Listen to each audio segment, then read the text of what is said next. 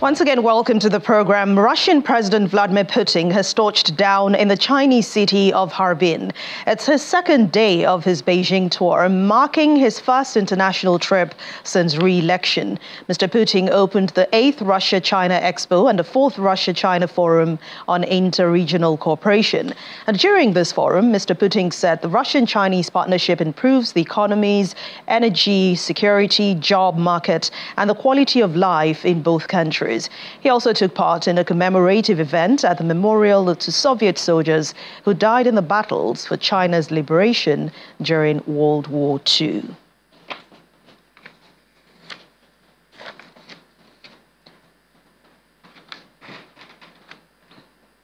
The Russian military has repelled several large-scale Ukrainian drone raids, shooting down 102 UAVs overnight. According to the defense ministry in Moscow, these attacks killed at least 2 people in Belgorod region, including a 4-year-old child, and caused a fire at an oil processing plant in Krasnodar region.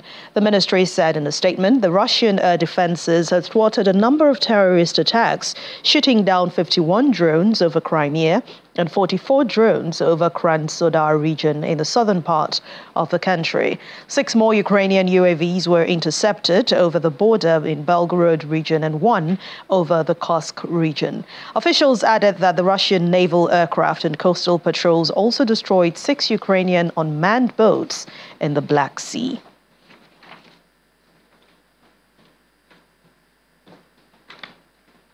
Security expert Chidi Nwanu joins us now for more on this. It's good to see you. Thank you for joining us on The World today, Mr. Nwanu. Good evening. Thank you for having me. This is the first time Mr. Putin is making a foreign trip since his election victory. What do you make of his visit to China? Well, it's indicative of several things. I mean, one of the key elements is that Russia feels that it's winning this war, and demonstrably it's winning, battlefield success. So it feels comfortable to, expand its links out into the rest of the world, and its key ally in this will be China. Now, China is obviously the second most powerful country on the planet. It has a huge military, huge industrial capacity, and a huge economy, all of which are useful to Russia in that it's the source of both technology and finished goods for Russia, but also a good market for Russian resources, and also potentially a good source of military technology and weapons as well. The Chinese president said that Beijing and even Moscow agreed there should be a political solution to the Russia-Ukraine war. We also know the Ukraine war doesn't really dominate discussions around Chinese roundtable. Is this a stepping stone? What do you think? Well, I think the Chinese would like this war to end, but they would also, on another kind of plane, are quite happy for it to continue in the same kind of way it's going. It's occupying a lot of American time, a lot of American resources. It's taking up a lot of their military resources, as well as exposing a lot of gaps in the military-industrial capacity of the United States and the Western powers. So it's quite useful for China in that regard. And also, despite, these professions of friendship, China and Russia are countries that have been historically, for centuries, been quite hostile to each other. So it's no skin off anyone's nose that Russia is being, tied down in this really long war in Ukraine. It's actually quite beneficial to China. It means in any of these trade negotiations, the Chinese have the upper hand. The Russians need their markets. They need their access to the world markets. And as said previously, they need their technology. So it's very useful to the Chinese for Russia to be engaged in this war. So whilst they would prefer a peace settlement rather than this turning into a general conflagration with the United States and Western powers engaged in this war as well, it's quite useful for them to keep this war ticking over. And China unveiled its peace proposals just last year, which was, of course, criticized by both Ukraine and its Western allies. Is China really the right country that can act as a mediator to stop this war between Russia and Ukraine? I don't think China would see themselves as the mediator, and I don't think they genuinely want to act as a mediator. They understand that they don't really have the pressure points on either side. They could, if they were going to try and be a completely honest broker, could put a lot of pressure on Russia. But as I mentioned previously, it's not necessarily in their interest for that to happen. So China will continue paying lip service because it has to, because it's part of its narrative in that it's a country that is trying to promote peace around the world. But it's not necessarily going to be able to put the pressure on either side that needs to be put in order to seek, get a peace agreement that both sides can either agree to or at least be forced to agree to.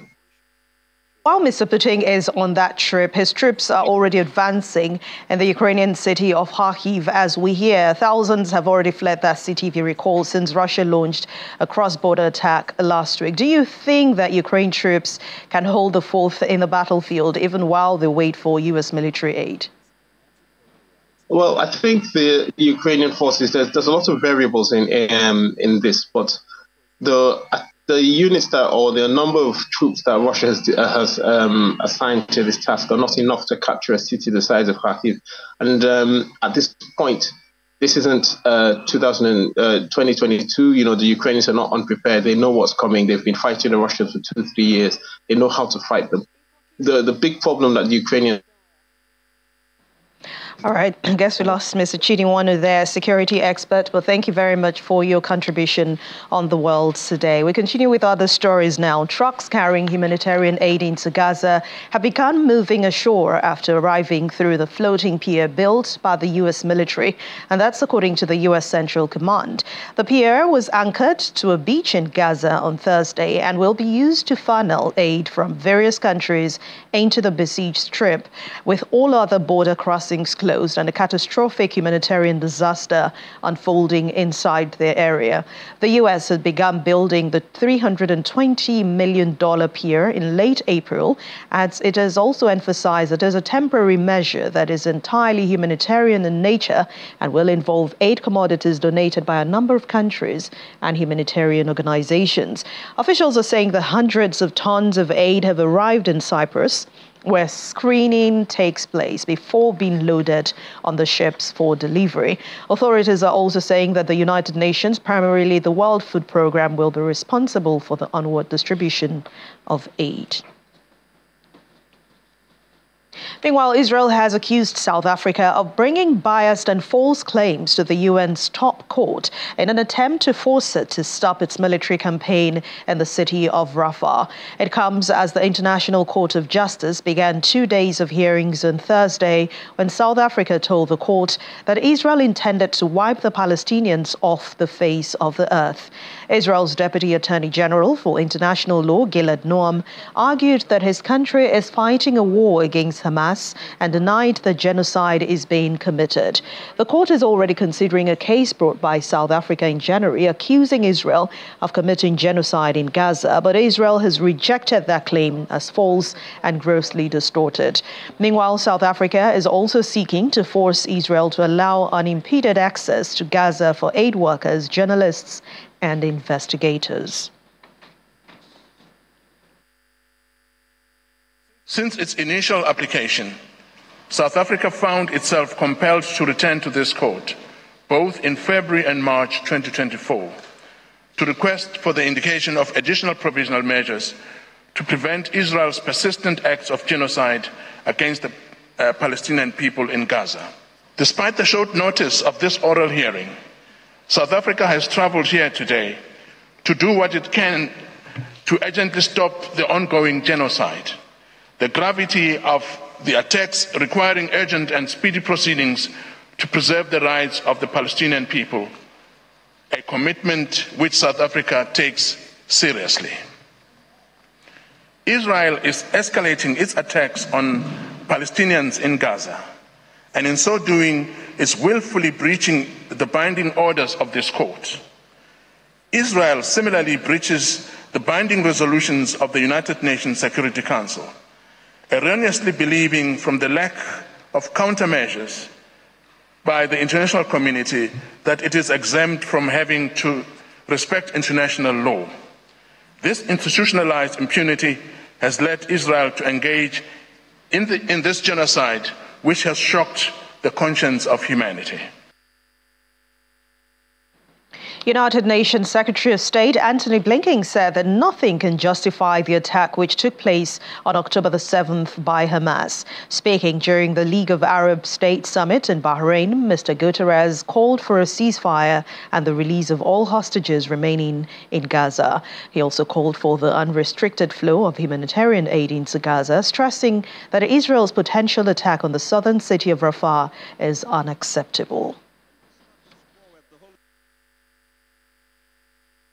Unity and solidarity throughout the Arab world would amplify the vital voice of the region and further boost your influence on the global stage.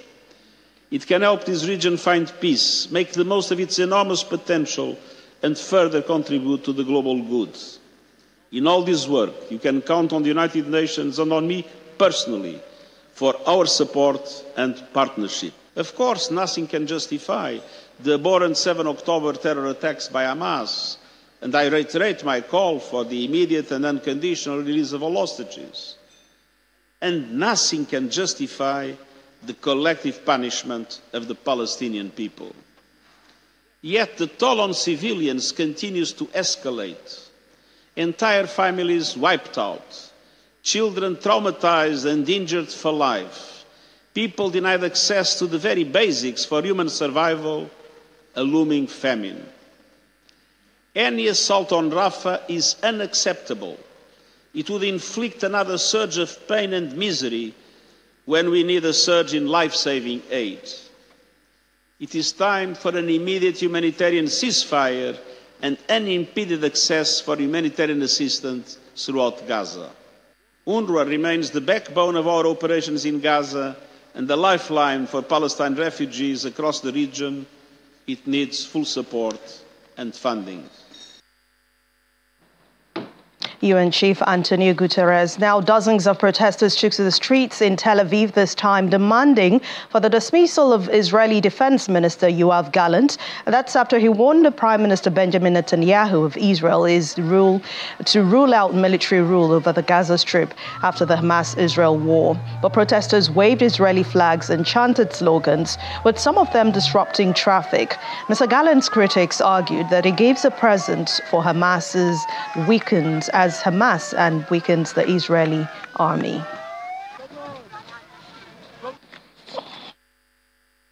We have to support our soldiers. We cannot weaken them.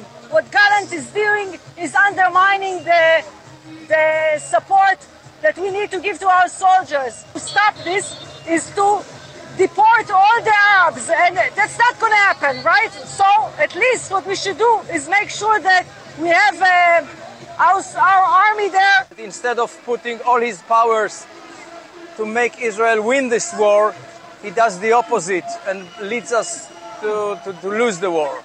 America is stopping us for months now doing whatever we need to defend ourselves. And Rafah is just one example of it. Defense Minister wants to give a present for the Hamas and make a Palestinian state and give Gaza for the Palestinians. We want the army should get them out. We don't want any defeating. We don't want us to be defeated. We want us to prevail, and part of the prevailing is returning the hostages, but we can't give for the Hamas what they want, because that's their prevail. A man has met his untimely death in the French city of Rouen. The unidentified man was shot by French police after a synagogue was set on fire in a northwestern city. According to officials, the man climbed on top of the trash bin and got to the second floor of the synagogue, then threw the projectile into the building, causing a fire. He was also reportedly armed with a knife and an iron bar as he moved towards the police when an officer shot him. The mayor of the region, Nicolas Meyer Rossignol, said the attack on the synagogue did not just affect the Jewish community, but the entire city was battered and in shock. Police were called to the scene after smoke was seen rising from the synagogue, and firefighters eventually brought the fire under control inside the synagogue. Meanwhile, firefighters marched through the streets of Paris on Thursday, demanding better working conditions for their profession. Protesters and police officials clashed with each other, while firefighters marched with flags, signs and banners during that demonstration. Protesters stressed that they have no funding and the job is really risky. According to local media reports, firefighters and other staff members of the departmental fire and rescue services are demanding more recruitment, appropriate medical care and a bonus for their involvement in the upcoming Olympic Games.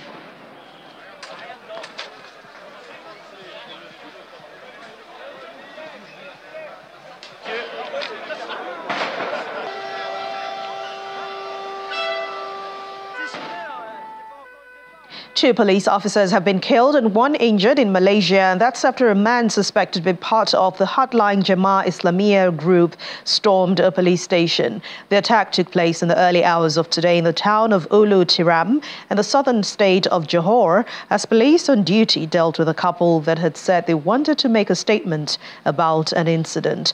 While the conversation was ongoing, the suspect arrived at the back of the station on a motorcycle armed with a machete. When an officer confronted the man, he lashed out with a machete, grabbing the policeman's service revolver to shoot dead the second officer. Police raided the suspect's house not far from the police station, and 5 members of his family were arrested, including a suspect's 62-year-old father, who police said was a known G member.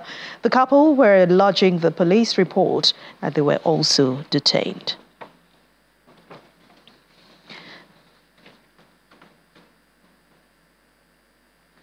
The government in Colombia has ordered a massive operation in the capital, Bogota, to hunt down assailants responsible for the killing of the country's prison director. The new director of one of Colombia's biggest prisons was shot dead on Thursday after receiving threats against him and his family just last week. Elmer Fernandez's killing is coming after the government declared a prison emergency in February amid a surge in cases of prison riots, homicides, attacks and threats against prison personnel in several jails across the country. Mr. Fernandez was returning home after work when the motorcycle approached his vehicle and gunmen opened fire. He was killed with a single shot to the head as he sat in the passenger seat. Justice Minister Nestor Osuna condemned this killing, saying a major police operation was underway to catch the assailants. Meanwhile, fierce clashes erupted outside the National University of Colombia in Bogota this week. It comes as students gathered to mark the 40th anniversary of the demonstration and a violent standoff with police and protest against privatization and other issues on campus. Riot police used tear gas and water cannons to disperse the crowds, but local media reported that around 500 personnel were mobilized to guard the campus and disperse the demonstrators. The university has seen ongoing protests in recent weeks and even in months, with students and employees rallying against campus privatization, as well as the university's appointment of the new rector, Jose Ismael Pena, in the month of March. The National University considered cancelling the summer semester due to the wave of violence.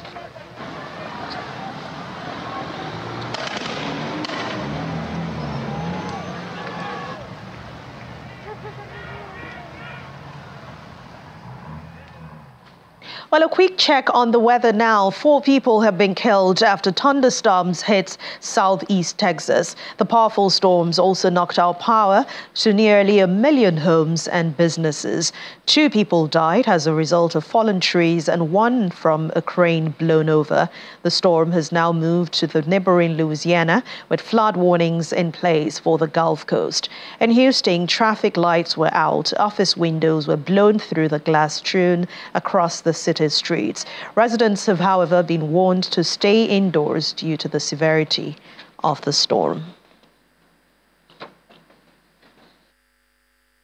Getting really crazy, fast, dark, fast winds. Everybody just started pulling over, and I was literally behind that car right there. I moved over to the side, and I'm like, I need to move up a little bit because I didn't want a pole or something to fall under me. So I stopped. There was a mother and daughter that were in the car in front of me, and their airbags blew out. The mom got out of her car, pulled her daughter out. Their cars moving back and forth, hitting mine, going forward, hitting mine. She had her daughter with her, and she was banging on my door to let her in, and I couldn't even move because there was so much wind. Wow. She came around the side. Luckily, my back window was already bashed in and broken through, so she threw her daughter in my car right behind me, and then I told her to jump in too because things were flying everywhere. We were hearing glass. Cars were moving everywhere. She got in my back seat. She was bleeding everywhere, and we just took cover the best that we can for, I don't know, what seemed like a long, long, long time. I hope they're okay. Yeah. We waited here till the ambulance came and they took them. So I just got off of work, just got off the downtown train, and walked down here to see all of this, which is totally crazy. I never seen anything like this before in my life. This is unimaginable.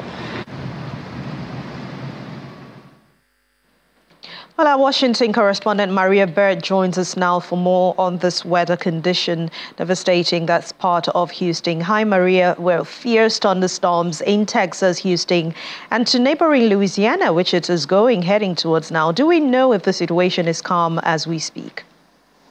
Yes, well, the thunderstorm was quite quick. It put major devastation and major tragedy in a very short period of time on Thursday. And so at this time, it is calm there, but there is much to be cleaned up.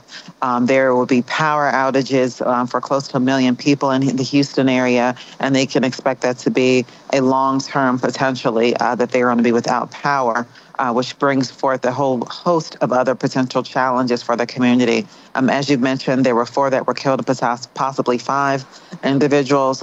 They are still evaluating the damages at this time. But this, as you heard, many of the individuals state that experienced it, this was unprecedented, and a thunderstorm that no one was expecting could actually occur, something they had never experienced in Houston before. Wow. And has power been restored to homes or maybe some businesses in the area? There are some areas that the electricity is being restored. It just depends upon the infrastructure component. So areas where there's power lines down, they will not be able to have immediate restoration of services. People have been warned to stay indoors so far. There's been widespread destruction as a result of this. We just mentioned 4 people have been killed. What is the official update from the National Weather Service? Is this expected to continue, or is that the end of it? So at this time, it looks to be the end of it, even though they are potentially having challenges potentially with weather conditions. As we know, the U.S. has had several different major weather issues over the past few months and weeks. But it's not expected to see anything imminent. But the challenge with having people to go out is because there is such an amount of cleanup that has to be done. There's over 2,000 street lights that are out. And so it becomes dangerous for individuals to be out in these type of conditions until they're able to do major cleanup. So they're asking for people to stay in so that the emergency support teams can come in and to clean up as much as they can and provide the appropriate protocols for people to begin venturing out. All right. Thank you very much, Washington correspondent Maria Behr. Thanks for your time on The World Today. Great day. And to other stories over in New York, where about 20 Republican congressmen traveled to the Manhattan courthouse to support former U.S. President Donald Trump during his criminal trial. Earlier this week, Michael Cohen, who's a key figure in the historic case, took the witness stand, providing detailed testimony reportedly linking Mr. Trump to all aspects of the hush money scheme. The trial revolves around 34 felony charges against Mr. Trump related to falsifying business records in connection with the reimbursement for a hush money payment made to an adult film star Stormy Daniels prior to the 2016 election. However, the former president maintains his plea of not guilty. This corrupt judge, this judge whose own family is making 6 figures off of Democrat politics that continues to gaslight the country that there's some sort of crime committed by President Trump. This is a made-up crime. No other American in the country would be charged with this type of crime. It's like the Mr. Potato Head doll of crimes. where they had to stick together a bunch of things that did not belong together. This is a corrupt judge. These are corrupted witnesses. This is a corrupt prosecution that belies any sense of the facts or the law. And so we're going to keep speaking out against this. We're going to keep fighting against this. And we will head back to Washington as House conservatives, saying that these undemocratic efforts must be stopped. They must be defunded. We must use our Article 1 powers to stand against election interference. Sitting in that court today, seeing the lack of credibility from Michael Cohen, who has lied in front of all branches of Congress, of government. This is an issue. Someone who is an admitted liar, who has committed tax fraud, someone who has a podcast, who screams explicitness against President Trump, saying that it would be better for him, that he can't wait for President Trump to be locked up behind bars. Maduro weaponized the judicial system in Venezuela against Guaido. Every prime minister of Pakistan knows if they lose to the other side, they're going to get put in jail. Is this what we want America to become? This is what we're becoming. And away from the United States now, NATO Secretary General Jens Stoltenberg says that the alliance is shocked by the assassination attempt of Slovakia's Prime Minister Robert Fico. He made this known at a meeting in Brussels. Doctors said on Thursday Mr. Fico is in stable but serious condition. The 71-year-old Slovakian Juraj Kintula, who was detained at the scene of that incident, was charged with attempted murder. We are shocked and appalled by the shooting. It violates every idea of a democracy. In democracies we can disagree, we can have different opinions, but violence is absolutely unacceptable. So our thoughts are with the Prime Minister, Robert Fico, his family and the people of Slovakia. Well, for more on this, we go to Deutsche Welle's correspondent Cassandra Sunt in Berlin, who has more about this shooting, of course, that has shaken not only Slovakia, but the entire European Union. Hello, Cassandra. First off, tell us what is the latest on this condition, the condition of Prime Minister Robert Fico. Robert stable condition after he underwent several hours of emergency surgery. He was shot 5 times on Wednesday after leaving a government meeting outside the central town of Handlova. One bullet reportedly went through Fico's stomach and the second hit a joint during the attack. There were reports that he was talking a little overnight, so last night into this morning, and local media are also reporting that a medical council will meet on Monday after the weekend to assess his condition and decide if he should be transported about 200 kilometers to the capital for further treatment. Now, the attacker is allegedly a 71-year-old writer, and he's been taken into custody. Government ministers in Slovakia have called the shooting politically motivated and said that the attack is an unprecedented threat to Slovak democracy. Now, U.S. President Biden, Russian President Putin, and German Chancellor Scholz have all condemned the attacks. Hungarian Prime Minister Viktor Orban was stronger with his words, saying that if Fico is able to recover, that he would be out of work for months at a critical time in the run-up to the European parliamentary elections. Sandra, can you tell us more about the state of Slovak politics? What led up to this assassination attempt? So, Slovak Prime Minister Robert Fico, he's a nationalist populist. His campaign messages have mixed some extreme and pro-Russian narratives. He was returned to power as prime minister last year after serving 2 previous terms. His party won parliamentary elections last year on a pro-Russia and anti-American platform. He promised to bring an end to Slovakia sending military support to Ukraine, for example. And he's argued that NATO and the U.S. have provoked Moscow into war. But it's Mr. Fico's stance on the public broadcaster that may, and I do want to stress may, have been the cause of the attack this week. The Prime Minister has said in the past that the national broadcaster, RTVS, will be shut down in June and be replaced with a new body and a new director. He said that since the broadcaster is in permanent conflict with his government, that they cannot be objective. But observers like the European Commission and the European Broadcasting Union have warned that shutting down RTVS would be a blow to media freedom in Slovakia Slovakia. So there are these reports that the gunman who shot Fico was motivated by these moves to shut down RTVS, but those have not been confirmed. Authorities have called the man a lone wolf, and there are reports that he could face life in prison. But this attack on the Slovak Prime Minister is coming weeks ahead of the elections for the European Parliament and amid growing political violence in Europe. Tell us more. That's right. In his statements about the attack, Germany's Chancellor Olaf Scholz condemned, quote, violence in European politics. And there has been a spat of violence across the continent linked to politics. Right before the Dutch elections last fall, a far-right politician was hit with a beer bottle. Meanwhile, in France, 4 out of 10 mayors have been threatened, and there have also been attacks and threats against politicians and officials in several other European countries. Now, I want to focus here for a moment on Germany. A recent count of attacks on politicians say that that attacks have more than doubled since 2019. And for serious attacks, which officials count as assaults that cause physical injury, there have been 22 so far this year.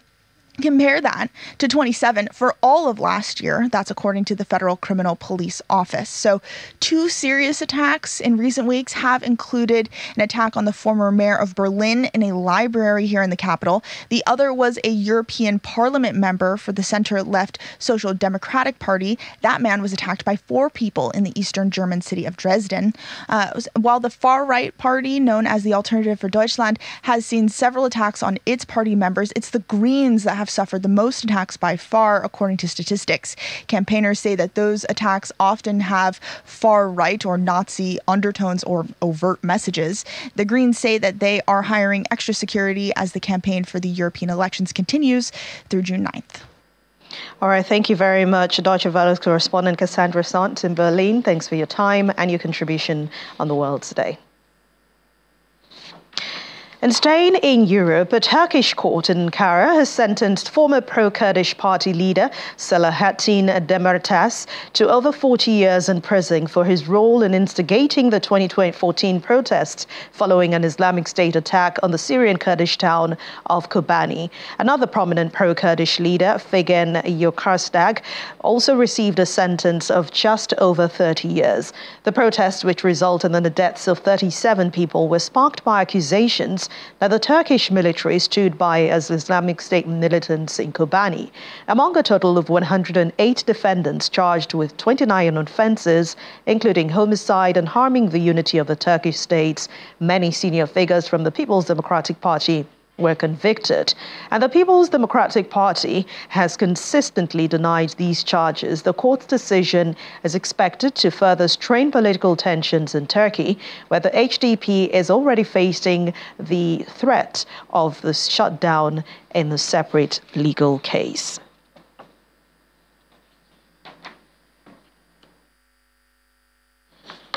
The South Korean military has said that North Korea has test-fired short-range ballistic missiles towards the Sea of Japan. And this is coming one day after South Korea conducted joint drills with the United States using stealth fighter jets to stimulate air combat.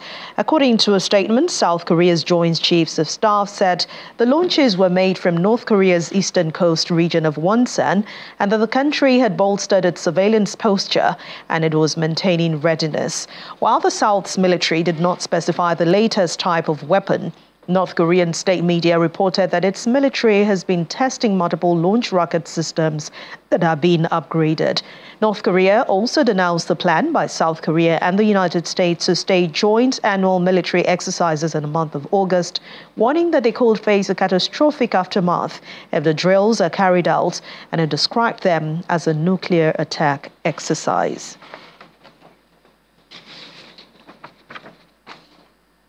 The Director General of the International Atomic Energy Agency, Dr. Rafael Grossi, has said the world needs to be vigilant, warning that world leaders need to be aware that the worst can happen if they do not encourage dialogue. He admits that the world is going through a very difficult moment as international tensions heighten, but says the IEA will be in its entire role as a nuclear watchdog. He was speaking in an exclusive interview with Channels Television.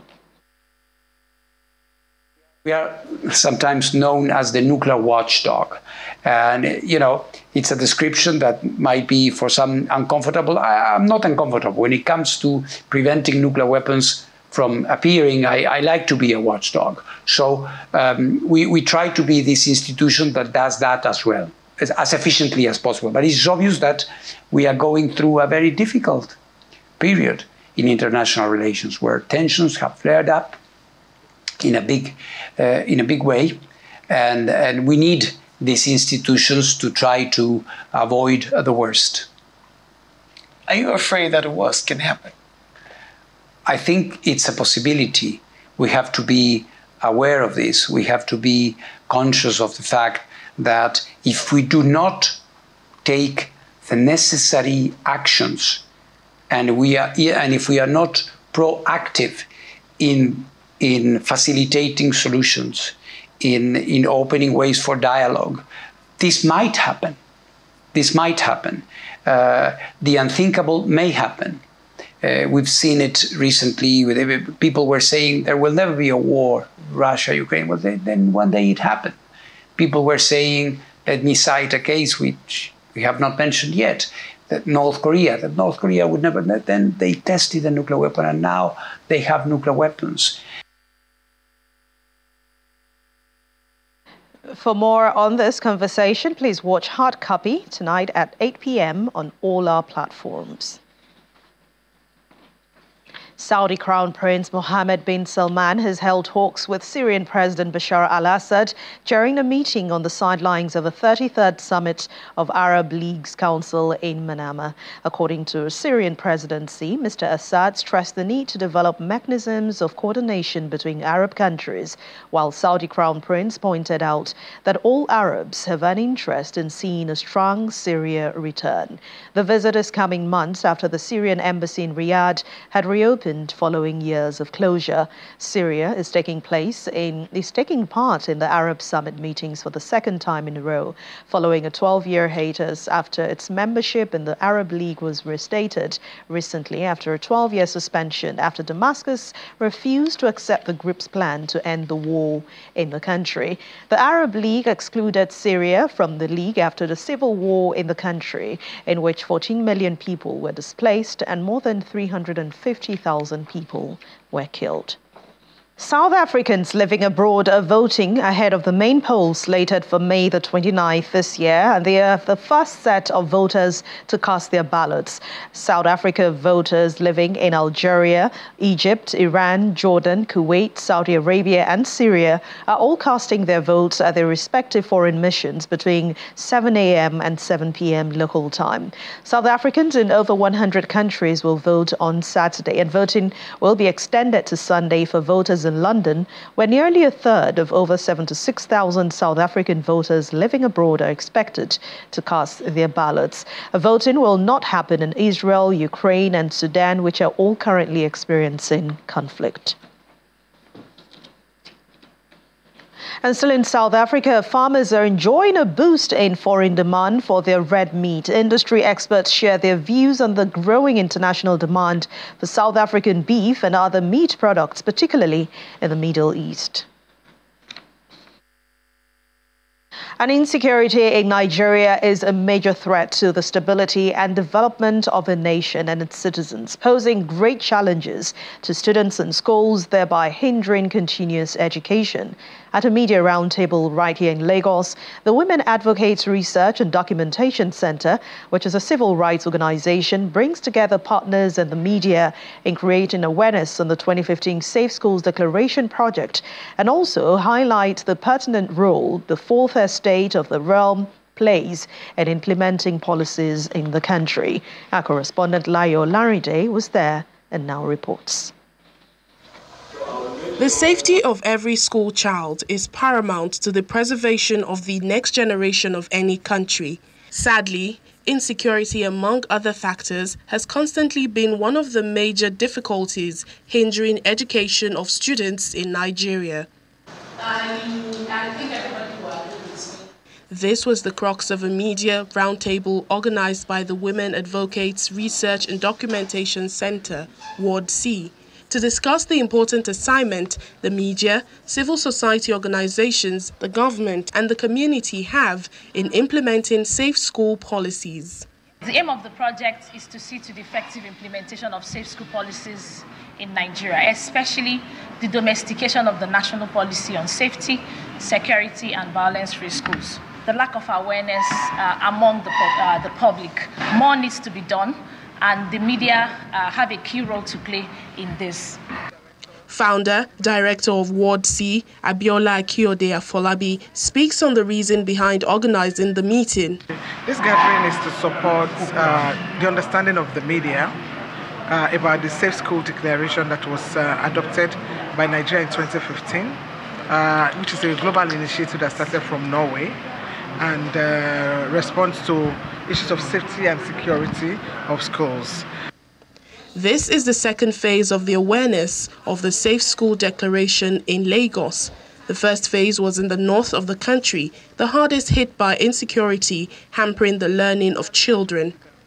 I was involved in research by UNICEF, Save the Children, and other groups where, they have gone to the 6th region and they understand the peculiarity based on that research, of students in schools.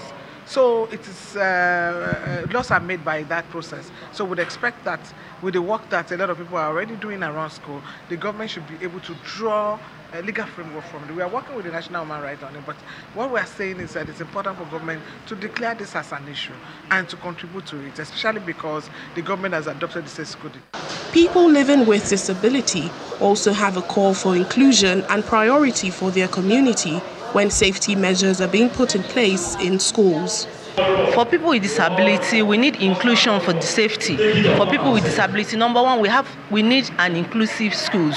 An inclusive schools that there will be a perfect security, because some of the parents are afraid to put their children in schools. Some kept their children in school because they thought there is no safety for person with disability, because in case there is an emergency, how will they save them during the crisis? That is why so many of the parents keep their children at home. For us to encourage the parents, for them to educate people with disability, we need an inclusive with better security. Education is a fundamental human right, and the Safe Schools Declaration, SSD, seeks the protection of education during armed conflict and the importance of the continuation of education during armed conflict. As with many societal issues, the media and community have been tasked with emphasizing and enhancing reportage on the safe school policies, the Safe School Declaration, and advocacy for safe schools in Nigeria. Layo Olarinde, Channels Television News. And we remain in Nigeria. We head over to the southeastern region of the country, where it is a grand finale of the 3-day Anambra State Tech Startups Weekend organized by Solution Innovation District, where young talents and innovative minds coverage at a 52-hour put their entrepreneurial spirit and innovative ideas to a critical test, as well as present them before select judges for assessment. According to the special advisor to Governor Chukwuma Soludo, the governor of Anambra State on Innovation and Business Incubation, Ms. Chinwe Okoli, Governor Chukwuma Soludo's mantra of everything technology and technology everywhere is focusing on making Anambra the Silicon Valley of Africa, where digital solutions will be provided for all challenges in the various sectors for economic development. It's the final day of the intensive critical thinking and development program of the Solution Innovation District Hub in Awka, the Anambra State capital. Young tech startups, innovators and creative minds are divided in groups and given a time of 52 hours to create ideas and develop them into solutions to health, education, agriculture and economic problems, among others. Is that we're inspiring new startup ideas.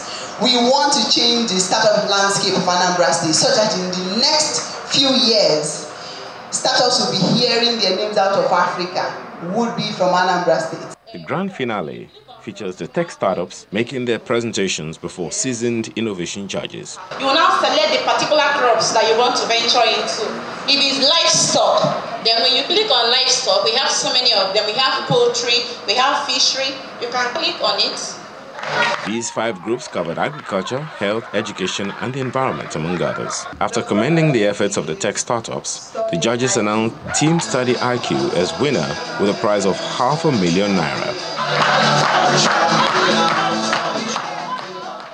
We created a product, a platform where tools are provided for students so that they will be able to make learning easier and they'll be able to make learning more better and more efficient.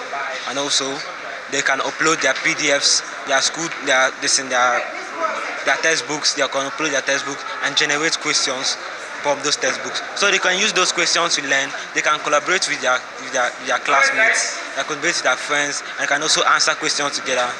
For the special advisor, her office will not only incubate the ideas and give them access to innovators, they will also get government support. What we're going to be doing after this is to incubate these ideas and then, give them access to investors. And then they have full government support at the Solution Innovation District here. They use our co-working space, they get the free training, they get matched with mentors, and we go all out to promote them to the world because the whole idea Mr. Governor has is to build the Silicon Valley of Africa right here in Anambra State. In less than 2 years, the Solution Innovation District has made significant impact on the people of Anambra State through initiatives such as the Code Anambra program, Level Up Anambra program, Teens Digital Bootcamp, and now the Techstars Startup Weekend. And finally, on the program, do not be confused. They're just identical twins of all ages celebrating the National Twins Day in Iran. Well, each pair, all dressed alike, gathered under the roof of Iran's Ministry of Interior Great Hall as they posed for a photo session. The twins expressed their delight, highlighting the support and championship they provide and companionship, actually, they provide for each other, emphasizing the strength of their telepathic connection. Others suggested that the government should provide financial assistance to families with twins and multiples, citing the current economic strain. This is the 14th national celebration of Twins and Multiples Day, with the goal being empathy and unity.